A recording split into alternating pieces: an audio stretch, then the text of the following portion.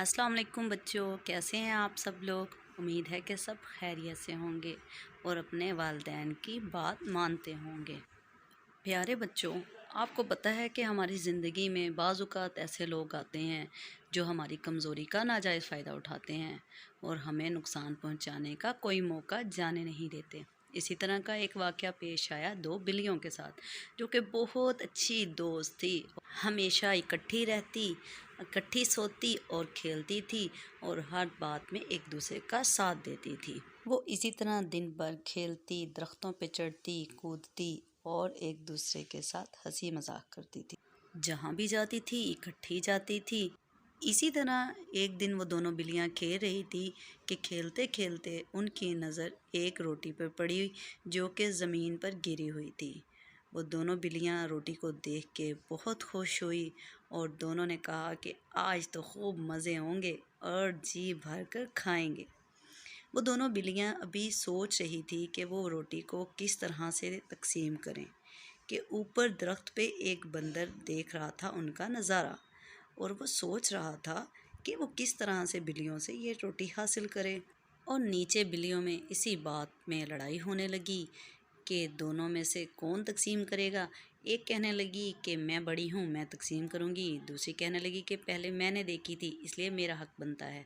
इसी तरह करते करते दोनों की लड़ाई काफ़ी बढ़ने लगी। वो दोनों रोटी को एक दूसरे से खींचने लगी और एक दूसरे को बुरा भला कहने लगी। बंदर तो काफ़ी देर से ये सारी कहानी देख रहा था और इंतज़ार कर रहा था कि इनके लड़ाई और बढ़े ताकि वो इस चीज़ का फ़ायदा उठाए और रोटी खुद हासिल कर ले। यही सोचते सोचते बंदर ज़मीन पर आया और उसने उन बिल्लियों को कहा कि प्यारी बिल्लियों, तुम लोग आपस में लड़ क्यों रही हो। मैं काफ़ी देर से तुम लोगों को देख रहा हूँ कि तुम लोग एक रोटी के पीछे एक दूसरे के साथ लड़ाई कर रही हो, तो क्यों ना मैं तुम लोगों के दरमियान फ़ैसला कर दूं। तो बंदर की ये बात सुनकर बिल्लियाँ उसकी बात मान गई और यहाँ बंदर ने अपनी चाल चलनी शुरू की। बंदर ने रोटी तोड़ी और दो टुकड़ों में तकसीम किया। एक तरफ बड़ा टुकड़ा था और एक तरफ छोटा था। बंदर ने बोला कि एक तरफ बड़ा है और एक तरफ छोटा टुकड़ा है, अभी ये बराबर नहीं हुआ। तो जिस तरफ से बड़ा था उस तरफ से बंदर ने खा लिया और बोला कि ये तो अभी भी बराबर नहीं हुई। तो फिर बंदर ने दूसरी तरफ से खा लिया और इस तरह करते करते बंदर दोनों टुकड़ों में से खाता गया।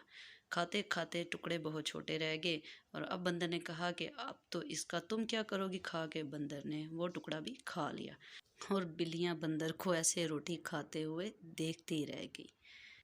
और इस तरह बंदर ने सारी की सारी रोटी खा ली और बिल्लियां बंदर की तरफ देखती रह गई।